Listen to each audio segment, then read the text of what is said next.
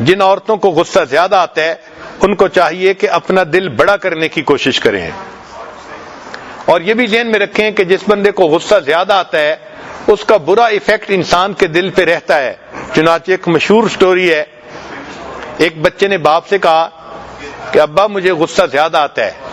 اس نے کہا بیٹا یہ جو فلاں دیوار ہے نا، تم اس دیوار کے اوپر ایک کیل ٹھونک دیا کرو جب تمہیں غصہ زیادہ آیا کرے۔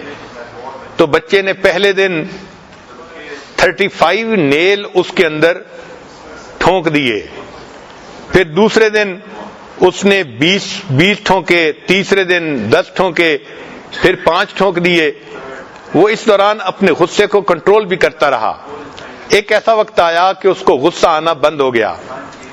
اس نے کہا کہ ابو اب مجھے غصہ بالکل نہیں آتا۔ باپ نے کہا کہ بیٹا جب تمہیں غصہ کسی بات پہ نہ آیا کرے نا تو ایک کیل اس دیوار میں سے نکال لیا کرو۔ تو بچے کو جب غصہ نہیں آتا تھا تو اس نے کیل نکالنے شروع کر دیے، حتیٰ کہ ساری دیوار کے کیل نکال دیے۔ پھر آیا ابو اب تو مجھے بالکل غصے پہ کنٹرول حاصل ہو گیا، اب میں غصہ بالکل نہیں کرتا۔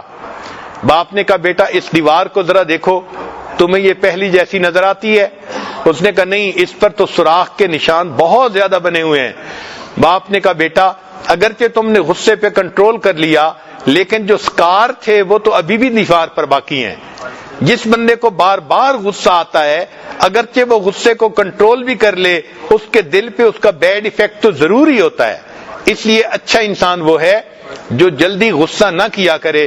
ہم اللہ سے دعا مانگتے ہیں اللہ تعالی ہمیں جلدی غصہ کرنے والا نہ بنائے، اپنے غصے پہ کنٹرول عطا فرمائے، غصے کو پینے والا بنائے، اور قیامت کے دن اللہ اس کے بدلے ہمیں اپنے غصے سے نجات عطا فرمائے، معافی عطا فرمائے۔